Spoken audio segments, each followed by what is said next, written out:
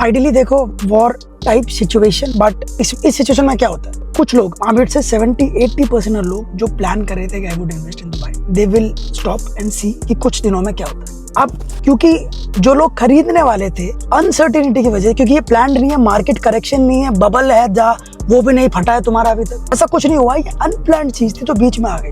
तो लोग जो प्लान कर रहे थे इन्वेस्ट करने का वो रुक जाएंगे, देखना चाहेंगे what will happen, let me see. जब जो खरीद रहे थे लोग वो रुकेंगे तो डेवलपर का जो प्रोडक्ट है, जो उनका प्लान था लॉन्च करने का, वो रुकेगा। तो उसे मूव करने के लिए वो कुछ ऑफर लेके आएंगे कि 3% off, DLD waiver, 2% off, 5% off, 10% off, ऐसे करके कुछ ऑफर से आएंगे। और बड़े से लेके छोटे डेवलपर हर किसी में आएगा।